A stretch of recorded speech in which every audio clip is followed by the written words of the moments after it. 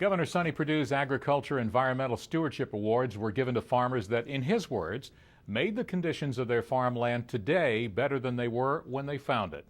Now, in this report, the Monitor's Ryan Naquin tells us how Cohutta Farms in Gilmer County improved the quality of their farm and how they keep improving it every day. Balancing on the hills and streams of Ellijay, Georgia, sits Cohutta Farms' 400-plus acres. And though a 400-acre farm may not seem like a lot to most farmers, the James family has found a way to put every square foot to good use. We've got a cattle operation, a chicken operation. There's 12 chicken houses here. We have hay operation. We try to cut hay, sell maybe just enough hay to keep things going, a little bit of money, but we feed most everything we have. Use our litter and stuff like that here on our farm. Gene James, Kenny McClure, and Billy James run Cohutta Farms, with the farm being in the James family name for more than 40 years. But it was about 5 or 6 years ago when they asked the NRCS, Partners for Wildlife Project, and other organizations for assistance in making their operation more environmentally friendly. And now this year, they've been selected as Environmental Stewardship Award winners for District 1. A few years ago, we seen that if we stayed in the farming business, we were going to have to get into some of this stuff. We got with our local NRCS board and started talking with them about things we could do. Cohutta Farms keeps an up-to-date nutrition management plan for their poultry operation, where 2 waste storage and composter buildings store the litter. That litter is then put on the fields to help with the hay production for the cattle.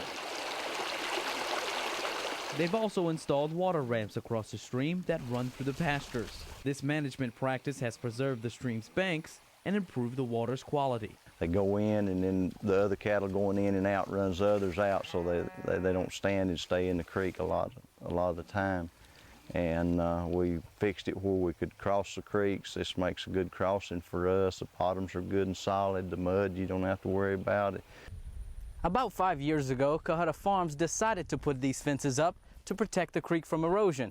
And they said if they had to go back and do it all again, they wouldn't have it any other way. This kept the cattle out, keeps a lot of other stuff out, plus leaves a buffer in between for, you know, the other stuff, the litter, fertilizers, sprays, whatever's out there to be done. Probably the last couple of years that we've started with, since we've started with this, we're seeing more rabbits, more wildlife and stuff coming into these creeks because of the grass and stuff that's on the creek banks. They've got a little bit place to hide and stuff like that that they ordinarily didn't have. James decided to manage his farm in an environmentally friendly way because he says a lot of the public is now exposed to everyday farm practices. The farms are really easy to see. They walk right down the road, they look, you know, it's not hard to see a lot of them. I think to be able to keep farming in these areas, we're going to have to really